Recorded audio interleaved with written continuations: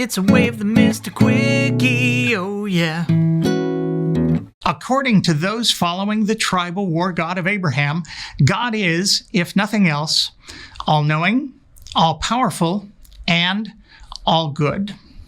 There is no evidence for any of these claims beyond the claims themselves, and we can all imagine possible counterexamples to each of those alleged characteristics. As I've pointed out on numerous occasions, talking about the characteristics of a being whose existence can't even be demonstrated is like claiming to know that fairies prefer ranch dressing on their salads over, say, Thousand Island or, I don't know, Italian.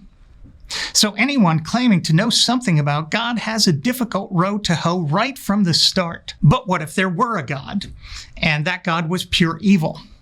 How would we know? And would that God still be the kind of being we should worship regardless? I mean, if he's still in control of our eternal destiny, and he wants us to follow his evil example, shouldn't we do that? According to many Christians, Jews, and Muslims, we, human beings, are incapable of knowing what's good on our own. My old buddy Dennis Prager says that without God, there are no moral facts, that there is no way for us to know what's good or evil outside of a God telling us. Of course, the obvious problem with that line of reasoning is that our inability to judge good and evil on our own makes it impossible for us to determine whether God himself is good or evil.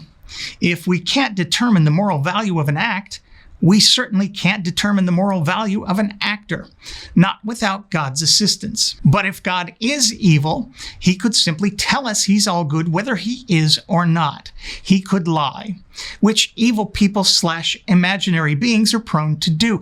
Indeed, if God were evil, lying would be second nature to him. It would be mandatory.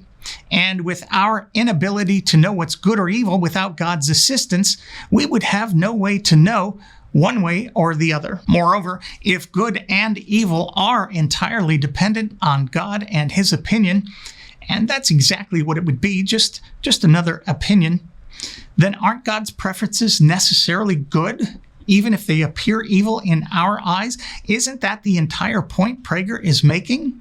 Isn't that how Dennis can call the genocidal flooding of the entire earth one of the most moral stories ever told? If, for instance, God likes killing non-virgin girls and homosexuals, and he certainly does according to his holy book, aren't those things then good by definition? And if so, why aren't Christians, Jews, and Muslims continuing those practices right here, right now, in the modern world? Although I guess I need to give a big shout out here to ISIL and the Taliban for their commitment to God's holy word. As I've been saying for years, this is the entire problem with theism. There is absolutely nothing we can know about God, his character, or his will with any confidence. Nothing. Which is why I call myself an atheist. I simply don't care if God exists, even if he does. And neither should you. Once again, I'm me. Thanks for watching.